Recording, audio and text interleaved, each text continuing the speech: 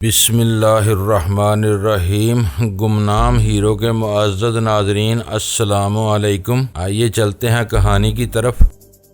رسونتی نے کہا، یہ بیچارہ اب تو وہی بولے گا جو میں چاہوں گی، البتہ اتنی رعایت کر سکتی ہوں کہ یہ زنانہ نہیں مردانہ آواز میں باتیں کرے، لیکن جو کچھ کہے گا میری مرضی کے مطابق کہے گا۔ میں تسلیم کرتا ہوں تم مدام رسونتی ہو۔ ابھی مجھے تانے دے رہی تھی کہ میں پردے میں ہوں، تم نے فرحاد کو پردہ نشین کیوں بنا دیا ہے؟ ذرا ایک منٹ، میں ابھی فرحاد سے پوچھ کر بتاتی ہوں۔ رسونتی نے سونیا کو بلیک شیڈو سے ہونے والی گفتگو مختصر طور پر سنائی، پھر پوچھا، میں کیا جواب دوں؟ سونیا نے اسے جواب دیا۔ وہ بلیک شیڈو کے ماتحت کے دماغ میں دوبارہ پہنچ کر ٹرانسمیٹر کے سامنے بول، فرحاد کہتے ہیں عورتیں پردہ کرتی ہیں شرم سے، مجرم پردہ کرتے ہیں قانون کے ڈر سے، اور فرحاد جیسے غیر معمولی صلاحیتیں رکھنے والے مجبور ہو کر قاتلوں اور سازشیں کرنے والوں سے پردہ کرتے ہیں، خود کو چھپا کر رکھتے ہیں۔ کیا تم ان سے ملنا چاہتے ہو؟ جواباً کہا سنائی دیا، ان سے ملنے کا مطلب یہ ہوا کہ مجھے بھی ان کے روبرو آنا ہوگا، میں تو نہیں آ سکتا۔ پھر وہی بات ہوئی نا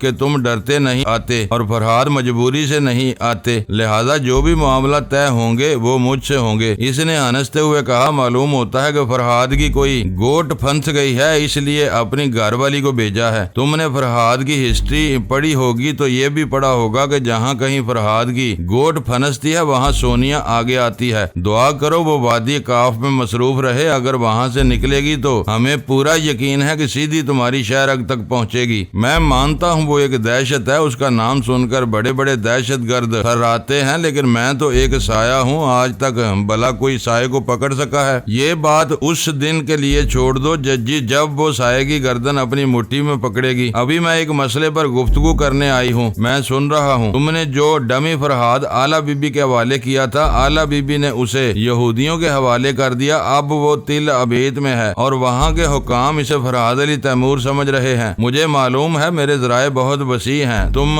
کہنا کیا چاہتی ہو؟ میں چاہتی ہوں اسرائیلی حکام خوش فہمی میں مبتلا رہیں اور تمہاری بھیجی ہوئی ڈمی کو فرحاد سمجھتے رہیں۔ اس نے ہنستے ہوئے کہا، اچھا تو یہ بات ہے، مگر اس میں میرا فائدہ کیا بتاؤ؟ کیا یہ فائدہ کم ہے کہ ہم دوست بنے رہیں گے؟ دوسری طرف تھوڑی دیر تک خاموشی چھائی رہی، ادھر ٹرانسمیٹر کے ذریعے ہولے ہولے کھٹ کھٹ کی آوازیں آ رہی تھی۔ پھر اس نے کہا، تم لوگوں کی دوستی سے مجھے فائدہ بھی پہنچنا چاہیے۔ بے شک فائدہ پہنچے گا، بولو کیا چاہتے ہو؟ وہی جو بڑے بڑے ممالک اور بڑی بڑی خطرناک تنظیمیں چاہتی ہیں۔ تم میرے 5 آدمیوں کو وادی کاف میں آنے کی اجازت دے دو، مجھے منظور ہے۔ ہم نے چند ممالک سے 5 افراد کو آنے کی اجازت دی ہے، تم اپنے 5 آدمی وہاں بھیج سکتے ہو۔ مدام رسونتی، یہ تو کوئی دوستی نہ ہوئی، جو دوسروں کو سہولت دی جا رہی ہے وہی مجھے بھی دی جا رہی ہے۔ دوستی اسے کہتے ہیں کہ دوسروں کے مقابلے میں فوقیت دی جائے، ہمارے آدمیوں کو زیادہ سے زیادہ اپنے قریب رکھنے کا موقع دیا جائے، ہم اپنے معاملات میں شریک کیا جائے، ورنہ پھر دوستی کیا رہی؟ مجھے افسوس ہے، میں اتنی ہی رعایت دے سکتی ہوں۔ دوست بن کر تھوڑا فائدہ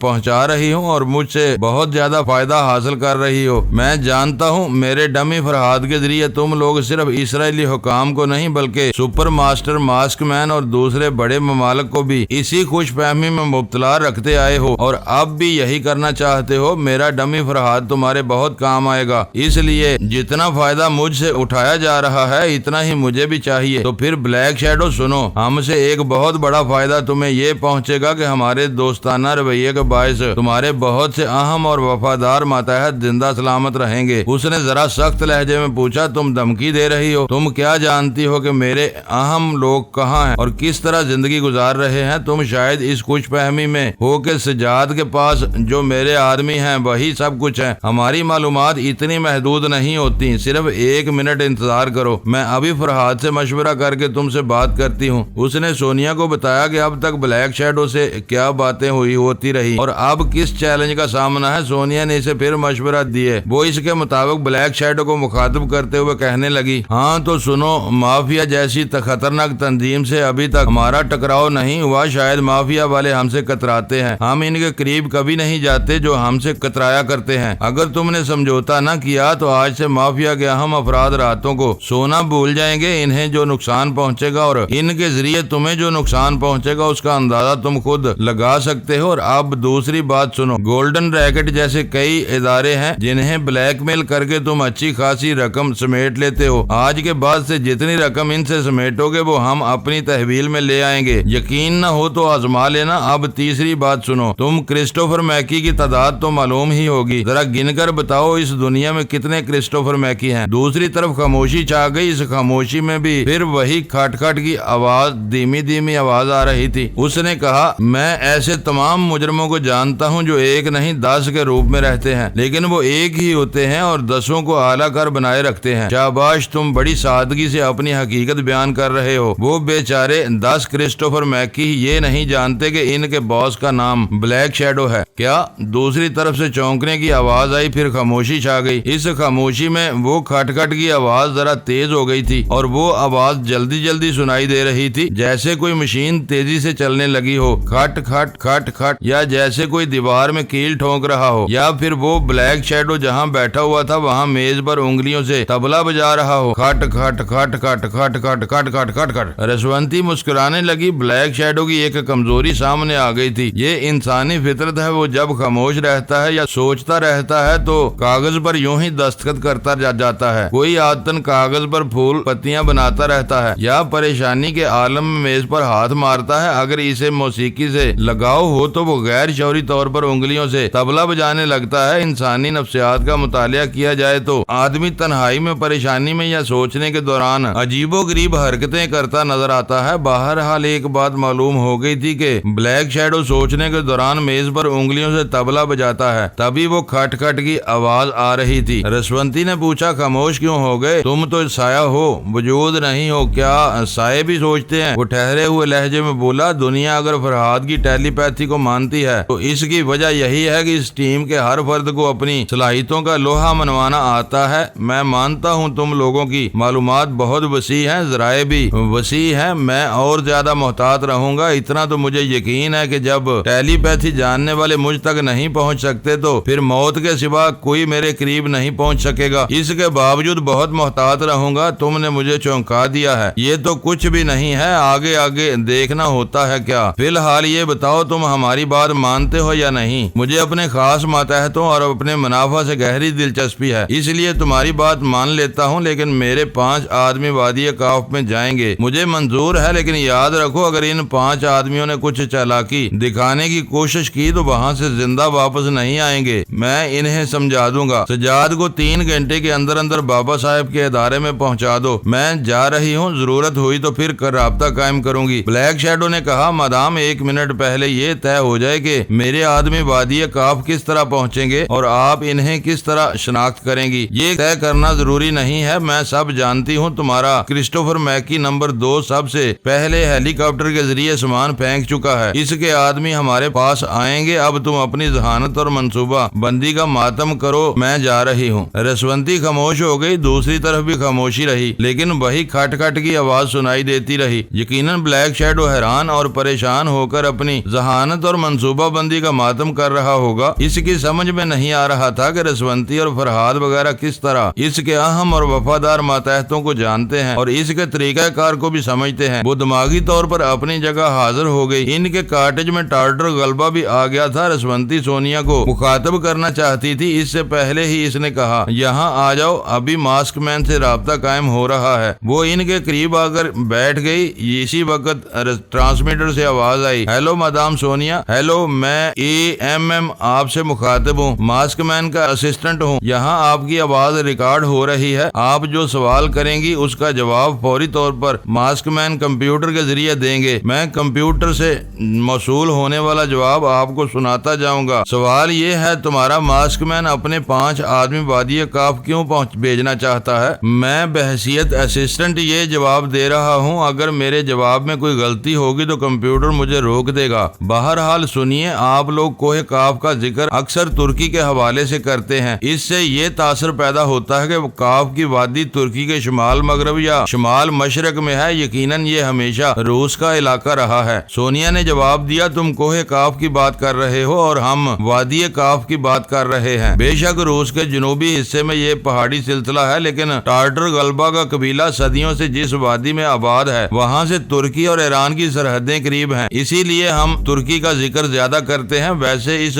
بحث کے چھیڑنے کا مقصد کیا ہے؟ کیا روسی حکام اپنی فوجیں بھیجنا چاہتے ہیں اور یہ حق جتانا چاہتے ہیں کہ وادی کاف ان کا علاقہ ہے؟ جی نہیں، ہمارے کہنے کا مقصد یہ ہے کہ جب وادی کاف ہمارے علاقے میں ہے تو ہمیں دوسرے ممالک سے زیادہ سہولتیں ملنی چاہیے، دوستی ہم سے ہونی چاہیے، ہم ہر طرح آپ کے کام آنا چاہتے ہیں۔ تو عجب ہے، آج سے پہلے کبھی ٹارٹر غلبہ کے قبیلے کے کام آنے کا خیال کسی کے دل میں پیدا نہیں ہوا، کوئی ملک ادھر توجہ نہیں دیتا تھا، وہ جانتے تھے یہاں پسماندہ قوم آباد ہے، یہ لوگ بیرونی ممالک جا کر تعلیم حاصل کرتے ہیں، باہر کی دنیا دیکھتے ہیں، اس کے باوجود اپنے علاقے میں آ کر وہی پسماندہ لوگوں جیسی زندگی گزارتے ہیں، اس لیے یہاں بسنے والی قوم کو ہمیشہ نظر انداز کیا گیا ہے۔ مادام کسی علاقے کو نظر انداز کرنا یا اسے بہت زیادہ اہمیت دینے کی بہت سی وجوہات ہوتی ہیں، وادی کاف میں نہ تو زرعی پیداوار ہو سکتی ہے، نہ ہی اس دور افتادہ علاقے کو صنعتی بنایا جا سکتا ہے اور نہ وہاں سے تیل نکلتا ہے۔ ہاں، اچانک مادام رسونتی اور مسٹر فرحاد علی تیمور نکل آئے ہیں تو تیل سے زیادہ اہمیت ہو گئی ہے۔ بڑے ممالک ایک دوسرے کے متعلق بڑی دور تک معلومات رکھتے ہیں کہ ایٹم بم اور ہائیڈروجن بم کس ملک نے کتنے بنائے ہیں اور کہاں ذخیرہ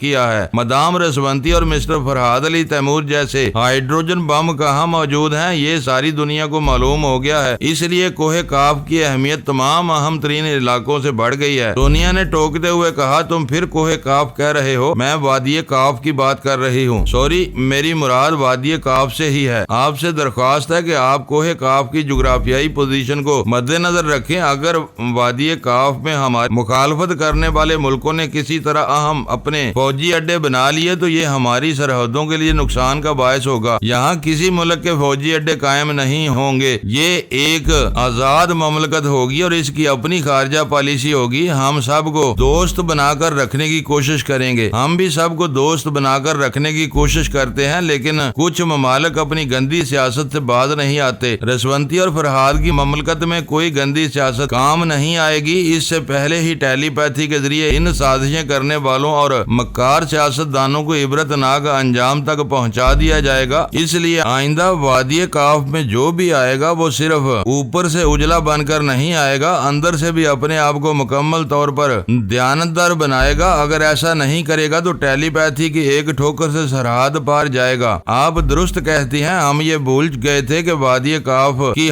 نرالی مملکت ہوگی، ہر ملک کی سرحد پر چہرے پڑے جاتے ہیں، آپ یہاں دماغ پڑے جائیں گے، اور جہاں دماغ پڑھ لیے جاتے ہیں کوئی مکاری نہیں دکھا سکتا۔ پلیز ذرا 1 منٹ انتظار کریں، کمپیوٹر کے ذریعے ماسک مین کچھ فرما رہے ہیں۔ تھوڑی دیر بعد پھر آواز آئی، ہمارے ماسک مین سب سے مادام رسونتی کو ان کی دماغی صحت یابی پر مبارکباد دے رہے ہیں، ان کی ٹیلی پیتھی کی صلاحیتیں بحال ہونے پر اپنی مسرتوں کا اظہار کر رہے ہیں۔ دوسری بار بھرپور مبارکباد پارس کے سلسلے میں ہے اور رسونتی کو ایک طویل جدائی کے بعد اپنے بیٹے سے ملنا نصیب ہوا۔ ان کے بیٹے اور فرحاد صاحب کے لیے نیک خواہشات رکھتے ہیں۔ رسونتی میرے پاس موجود ہے اور ہماری باتیں سن رہی، اس لیے تمہاری اور ماسک مین کی نیک خواہشات رسونتی تک پہنچ رہی ہیں، اور کچھ ماسک مین تہہ دل سے یہ چاہتے ہیں کہ مادام رسونتی اور مسٹر ٹارٹر غلبہ ہمارے ملک میں خیر سگالی دورے پر تشریف لائیں، ہم آپ کا شایان شان استقبال کریں گے۔ ہمیں یقین ہے کہ آپ مہمان نوازی کا موقع دیں گی۔ تم نے خیر سگالی دورے کی دعوت دی ہے، اسے ہم تو قبول کر رہے ہیں۔ ابھی ہمیں اپنی مملکت کے قیام کے سلسلے میں ایک مدت لگے گا، دن رات مصروف رہے گی۔ جب بھی ہم اپنے علاقے سے باہر نکلیں گے تو سب سے پہلے تمہارے ملک کا دورہ کریں گے۔ بہت بہت شکریہ مادام، آج شام 5 بجے تک 5 نمائندے ہیلی کاپٹر کے ذریعے وادی کاف پہنچ جائیں گے۔ ماسک مین نے کچھ نایاب تحفے ہز ہائنس ٹارٹر غلبہ کے لیے بھیجے ہیں، ہمیں امید ہے کہ ہز ہائنس قبول فرمائیں گے۔ سونیا نے کہا، میں نے پچھلی رات ٹرانسمیٹر کے ذریعے گفتگو کرنے کا وعدہ کیا تھا، یہ وعدہ پورا کر لیا، باقی باتیں تمہارے نمائندوں سے ہوں گی، اوور اینڈ آل۔ اس نے ٹرانسمیٹر کو بند کر کے ٹارٹر غلبہ کی طرف دیکھا، وہ ہنستے ہوئے بولا، ان کمبختوں نے مجھے ہز ہائنس بنا دیا ہے۔ وہ اٹھ کر کھڑا ہو گیا، اس نے ایک ہاتھ سونیا کے سر پر اور دوسرا رسونتی کے سر پر رکھتے ہوئے کہا، میری بچیوں، تمہارے آنے سے میری وادی کی قسمت بدل گئی ہے۔ ایک بار میں نے فرحاد کے سامنے اس خواہش کا اظہار کیا تھا کہ میری وادی دنیا کی سب سے اہم وادی بن جائے تو میں یہاں ایسی مملکت قائم کروں جو دنیا میں مثالی ہو۔ تم سب کی آمد سے یہ مملکت صرف مثالی نہیں بلکہ بے مثال ہوگی۔ وہ وہاں سے دروازے کی طرف جاتے ہوئے بولا، اس مملکت کے لیے ہم سب کو اپنی اپنی جگہ اہم فرائض ادا کرنے ہیں۔ تم دونوں اپنے فرائض ادا کر رہی ہو، میں بھی جا رہا ہوں۔ آنے والے غیر ملکی نمائندوں کے لیے کاٹیج تعمیر ہو رہے ہیں۔ میں چاہتا ہوں انہیں یہاں رہائش کے سلسلے میں کوئی شکایت نہ ہو۔ وہ باہر چلا گیا۔ رسونتی نے بلیک شیڈو سے ہونے والی اختتامی گفتگو کے متعلق سونیا کو بتایا۔ اس نے تمام باتیں سننے کے بعد کہا، تم نے بہت ہی اچھے انداز میں معاملہ طے کیے ہیں۔ میں نے کیا کیا ہے؟ میں نے تو تم سے مشورے لیتی رہی تھی، لیکن اختتامی گفتگو تمہاری اپنی تھی اور میرے مشورے کو پیش کرنے کا انداز بھی تمہارا تھا۔ جب تک کوئی بات کرنے کہنے کا سلیقہ نہ ہو وہ سننے والے کے دل پر اثر نہیں کرتی۔ بلیک شیڈو کو تمہاری بات ماننی ہی پڑے گی۔ وہ ڈمی فرہاد کو پول نہیں کھولے گا اور سجاد کو بابا صاحب کے ادارے میں واپس بھیج دے گا۔ اب فوراً سباتا کی خبر لو۔ وہ بہت پہلے انکرا پہنچ گئی ہوگی۔ میں ذرا سپر ماسٹر سے رابطہ قائم کر رہی ہوں۔ انکرا ایئرپورٹ کے ایک سائیڈ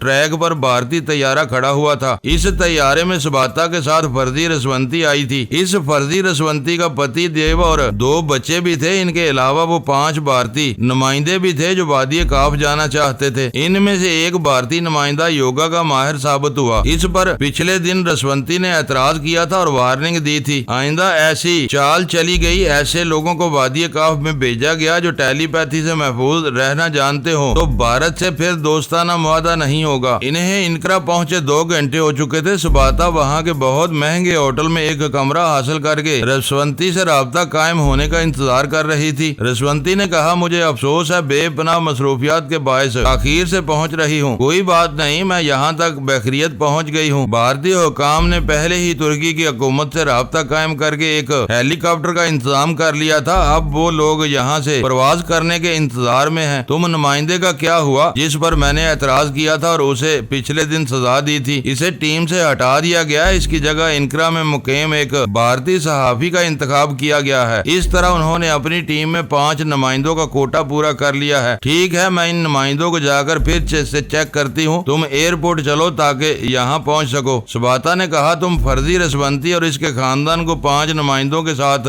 وادی میں بلا لو، میں نہیں آؤں گی۔ رسونتی نے حیرانی سے پوچھا، یہ کیا کہہ رہی ہو؟ کیا تم اپنے بابا سے ملنے یہاں نہیں آؤ گی؟ کیا تمہیں اپنی وادی سے محبت نہیں ہے؟ کیا تم یہاں ایک نئی مملکت بنانے میں اپنے طور پر اہم رول ادا نہیں کرو گی؟ مجھے اپنی وادی سے محبت ہے اور میں اپنے بابا سے محبت کرتی ہوں، لیکن وہ وادی اور وہ مملکت فرہاد کے بغیر نامکمل ہے۔ وہاں تم سب ہو لیکن وہ نہیں ہے تو میرے لیے کچھ بھی نہیں ہے۔ میں بابا سے یہ کہہ کر نکلی تھی کہ فرہاد کی تلاش میں جا رہی ہوں اور فرہاد نے کہا تھا میں بیرونی ممالک میں کہیں بھی گھومتی پھرتی رہوں جہاں وہ ملاقات کا مناسب موقع دیکھیں گے اور دشمنوں سے کوئی خطرہ نہیں ہوگا تو مجھ سے ضرور ملنے آئیں گے، لہٰذا میں ان سے ملاقات کیے بغیر اپنی وادی میں نہیں آؤں گی۔ تم یہاں آ جاؤ، میں خیال خوانی کے ذریعے فرہاد سے رابطہ قائم کرتی رہتی ہوں۔ تمہارے رابطہ قائم کرنے سے کیا ہوتا ہے؟ کیا فرہاد کی تنہائی، اس کی بے وطنی یا بے یارو مددگاری دور ہو جائے گی؟ اسے ساتھی کی ضرورت ہے اور میں اس سے منسوب ہوں، لہٰذا میں اس کے ساتھ رہوں گی، اسے تلاش کروں گی۔ سباتا، یہ نادانی ہے، تم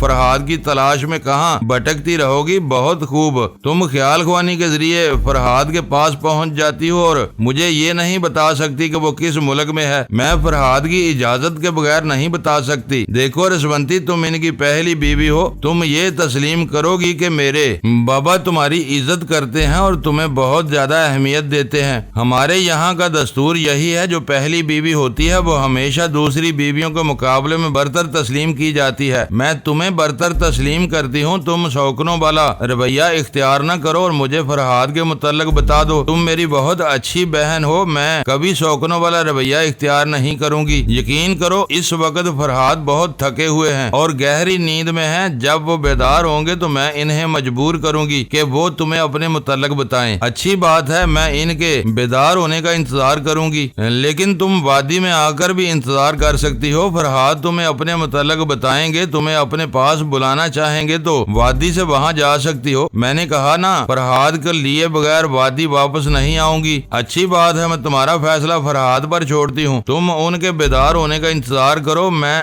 بھارتی نمائندوں کے پاس جا رہی ہوں۔ میں اور رسونتی پہلے ہی ان بھارتی نمائندوں کے دماغوں میں پہنچ چکے تھے۔ ان میں سے یوگا کا ماہر اب وہاں نہیں رہا تھا، اس کی جگہ ایک دوسرا بھارتی صحافی آ گیا تھا۔ رسونتی نے دوسرے نمائندوں کے ذریعے اس کے دماغ میں پہنچ کر اسے اچھی طرح ٹٹولا، پھر مطمئن ہو کر انہیں مخاطب کیا۔ ان میں سے ایک نے کہا، مدام ہم یہاں 2 گھنٹے سے انتظار کر رہے ہیں، کیا حکم ہے؟ پرواز کی تیاری کرو، مجھے کوئی اعتراض نہیں ہے، میں نے تم 5 کو اچھی طرح چیک کر لیا ہے۔ وہ خوش ہو کر شکریہ ادا کرنے لگے۔ رسونتی نے کہا، سباتا تمہارے ساتھ نہیں جائے گی؟ وہ عورت جس نے نیپال میں میرا رول ادا کیا تھا اپنے شوہر اور بچوں کے ساتھ یہاں آئے گی۔ وادی کاف کی استقبالیہ کمیٹی کو اطلاع دیتی ہوں، کمیٹی کے ممبر تمہاری آمد پر یہاں موجود رہیں گے۔ رسونتی دماغی طور پر اپنی جگہ حاضر ہو گئی۔ اس نے کاغذ قلم لے کر بھارتی نمائندوں کی آمد کے سلسلے میں ایک پرچی لکھی، پھر ایک خادمہ کے حوالے کرتے ہوئے کہا، اسے استقبالیہ کمیٹی تک پہنچا دو۔ خادمہ وہ پرچی لے کر چلی گئی۔ اس نے خیال خوانی کی پرواز کی، پھر کحال تنظیم کے سربراہ کے پاس پہنچ گئی۔ وہ ڈمی فرہاد کے سامنے ایک آرام دہ صوفے پر بیٹھا ہوا کہہ رہا تھا، جناب مجھے ابھی معلوم ہوا ہے کہ آپ دوبارہ تشریف لے آئے ہیں۔ آپ کی آمد اس بات کا ثبوت ہے کہ آپ ہمیں سب سے اہم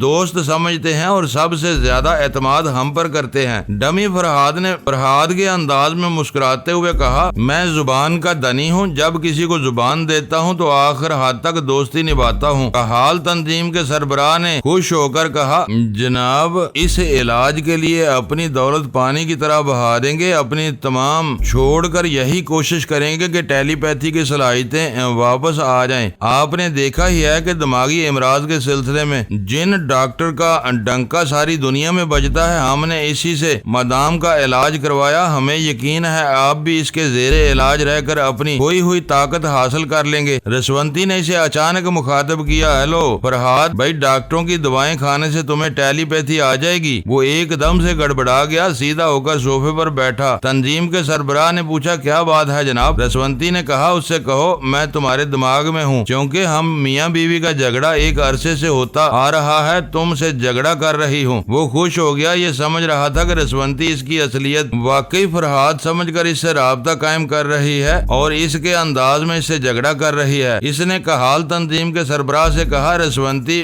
میری بیوی میں اور مجھ میں جھگڑا کر رہی ہے؟ اس نے حیرانی سے پوچھا، مدام آپ سے جھگڑا بھی کر رہی ہیں؟ ڈمی فرہاد نے مسکراتے ہوئے کہا، آپ تو جانتے ہی ہیں بیوی کے جھگڑے ہوتے ہی رہتے ہیں۔ اب میں اپنی وائف کی خوشامد کروں گا، ذرا مناؤں گا، تب بات بنے گی۔ اس نے دانت نکال کر مسکراتے ہوئے تائید میں کہا۔ رسونتی نے اس کے دماغ میں پہنچ کر کہا، مسٹر میں رسونتی بول رہی ہوں۔ وہ فوراً ہی اکڑ کر سیدھا بیٹھ گیا۔ یس مدام، میرے لائق کوئی خدمت ہو؟ میں اسرائیلی حکام سے اہم گفتگو کرنا چاہتی ہوں، اطلاع دیں 15 منٹ کے اندر گفتگو شروع ہو۔ اچھی بات ہے، میں ابھی اطلاع دیتا ہوں۔ وہ اٹھ کر کھڑا ہو گیا، پھر بولا، جناب فرہاد کا حکم ہے کہ میں اپنے حکام کو ان کی آمد کی اطلاع دوں، ضروری گفتگو کروں، اس لیے جا رہا ہوں، پھر آپ کے پاس حاضر ہو جاؤں گا۔ وہ جانے لگا۔ ڈمی فرہاد سوچ کے ذریعے رسونتی کو پکار رہا تھا۔ رسونتی نے کہا، بے چین کیوں ہوتے ہو؟ میں نے اسے ٹال دیا ہے تاکہ تنہائی میں تم سے ضروری باتیں کر سکوں۔ سب سے پہلے یہ خوش فہمی ذہن ختم کر دو کہ میں تمہیں فرہاد سمجھ رہی ہوں۔ آئندہ تم نے شوہر کی حیثیت سے گفتگو کی تو کھوپڑی ہلا کر رکھ دوں گی۔ وہ عاجزی سے بولا، میری کیا خطا ہے؟ بلیک شیڈو کے حکم سے آیا ہوں، آپ سے کوئی بات چھپی نہیں رہتی۔ آپ تو جانتی ہیں، میں جانتی ہوں تم محض ایک اعلی کار ہو، اسی لیے ڈیل دے رہی ہوں۔ آئندہ جو کہوں گی تم اسی کے مطابق عمل کرو گے، یہاں فرہاد علی تیمور بن کر رہو گے، یہ میری خوش نصیبی ہے۔ میں آپ کے حکم کی تعمیل کرتا رہوں گا۔ تم یہاں کے تمام یہودیوں کو یہی تاثر دیتے رہو گے کہ میں تم سے ناراض ہوں۔ پچھلے دنوں جب تمہارے پاس ٹیلی پیتھی کی صلاحیتیں تھیں تو تم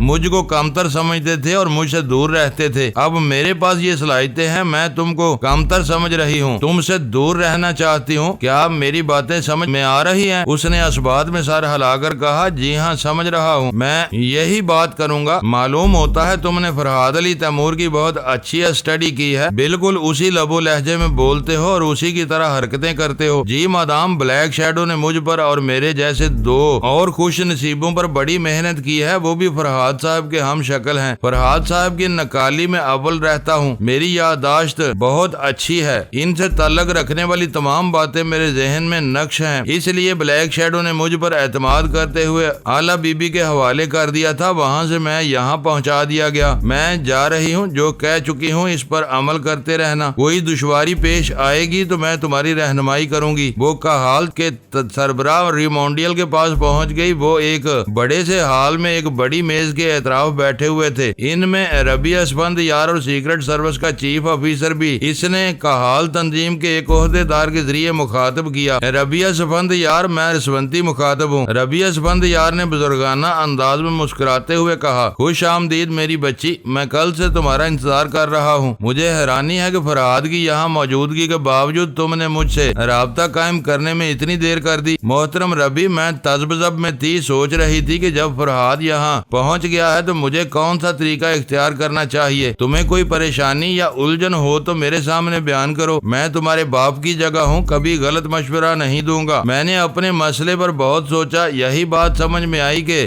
آپ پر ہی اعتماد کر سکتی ہوں، اس لیے میرے آنے میں تاخیر ہوئی۔ جن دنوں میں یہاں تھی اور یہاں سے نیپال جا رہی تھی، انہی دنوں میری ٹیلی پیتھی کی صلاحیتیں واپس آ گئی تھیں، لیکن میں نے آپ لوگوں سے یہ حقیقت چھپائی تھی۔ اس کی وضاحت میں پچھلی ملاقات میں کر چکی ہوں۔ مجھے اس سلسلے میں کوئی شکایت نہیں، تم اپنا موجودہ مسئلہ بیان کرو۔ آپ سب جانتے ہیں کہ جب فرہاد کے پاس ٹیلی پیتھی کی صلاحیتیں تھیں تو وہ کتنا مغرور تھا، اس نے مجھے ٹھوکروں میں رکھا تھا۔ میں آپ لوگوں کی طرف دوستانہ انداز میں بڑی تھی اور وہ دشمن بنتا چلا جاتا تھا۔ ہاں، ہمیں ایک بات یاد ہے، یہ کہاوت غلط نہیں ہے کہ دودھ کا جلا چھاچھ بھی پھونک پھونک کر پیتا ہے۔ آج وہ مجھ سے بڑی محبت جتا رہا ہے، لیکن جو توہین میری ہو چکی ہے اسے بھول نہیں سکتی۔ میں اسے اتنے قریب نہیں آنے دوں گی کہ وہ پھر میرے حواس پر چھا جائے۔ یہ بات سن کر سب اپنی اپنی جگہ پہلو بدلنے لگے۔ ربیہ اسفندیار نے پوچھا، تم کیا چاہتی ہو میری بچی؟ میں چاہتی ہوں وہ تل ابید سے باہر نہ جا سکے۔ آپ اسے اپنے ہی پاس رکھیں، اسے یہ فریب دیتے رہیں کہ اس کا علاج کرایا جا رہا ہے اور اس کی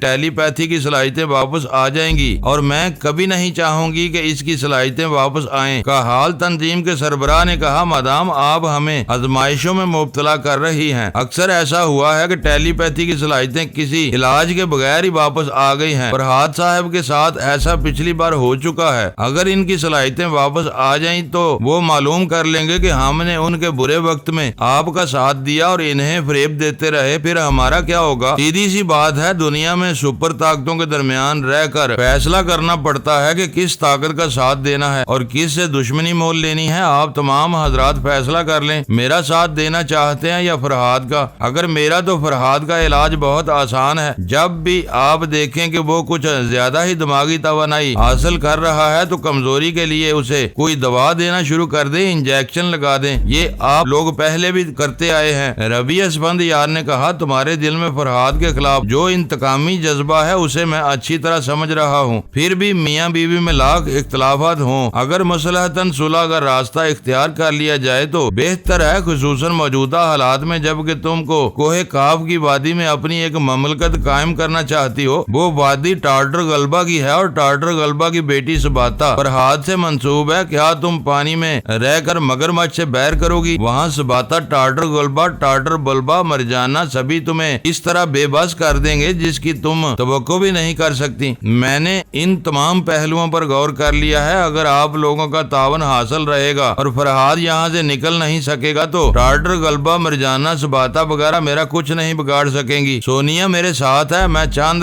ماہ کے اندر اسے وادی کاف سے باہر بھیج دوں گی، پھر اسے بھی یہاں داخل ہونے کا موقع نہیں دوں گی۔ میری ٹیلی پیتھی کے آگے سب بے بس ہو جائیں گے۔ آپ لوگوں نے بڑی دنیا دیکھی ہے، کیا آپ سمجھتے ہیں کہ میں سباتا جیسی شوکن کو برداشت کر سکوں گی؟ خواہ میں فرہاد کو شوہر کی حیثیت سے اپنے قریب آنے دوں یا نہ آنے دوں، یہ میرا اپنا معاملہ ہے، لیکن شوکن پھر شوکن ہوتی ہے، اسے دنیا کی کوئی عورت برداشت نہیں کر سکتی۔ ان اسرائیلی حکام اور دیگر یہودی اکابرین کے لیے غور کرنے کے لیے دو اہم نقطے تھے۔ ایک تو یہ کہ رسونتی فرہاد سے پچھلی دشمنی کا انتقام لینا چاہتی ہے، دوسرے یہ کہ سباتا کو شوکن کی حیثیت برداشت نہیں کر سکتی۔ یہ دو ایسی باتیں تھی جو انہیں قائل کر رہی تھی۔ رسونتی کی بات انہیں بالکل درست نظر آ رہی تھی۔ ان دو اہم نکات کے پیش نظر وہ اس پر شبہ نہیں کر سکتے تھے کہ کسی طرح کی چال چلی جا رہی ہے۔ ربیہ اسفندیار نے کہا، میں تم سے کچھ کہنا چاہتا ہوں، میرے دماغ میں آؤ۔ دوسرے ہی لمحے رسونتی اس کے دماغ میں پہنچ کر بولی، محترم ربی، میں حاضر ہوں۔ ربیہ اسفندیار نے کہا، تم اپنے اس مسئلے پر صرف مجھ سے گفتگو करती तो बेहतर होता। यहाँ इनके सामने ये बात नहीं छेड़ना चाहिए थी। बहरहाल मैं इस बात को निभा देता हूँ और तुम्हारा साथ देने का वादा करता हूँ। मैं अपने लोगों के सामने तुम्हें फरहाद से दोस्ताना रवैया रखने के सिलसिले में नसीहत करूंगा, तुम उसे तस्लीम कर लेना, लेकिन मैं इसकी दोस्त नहीं बन सकती। मैं इससे गिन गिन कर बदले लूंगी। मैं तुम्हारे जज्बात समझता हूँ, बदला लेने के लिए और भी तरीके होते हैं। मैं हमेशा फरहाद पर कड़ी नजर रखूंगा, इसे अपने तनवीमी अमल से कमजोर बनाता रहूंगा। वो कभी टेलीपैथी की सलाहियतें हासिल नहीं कर सकेगा। अब तो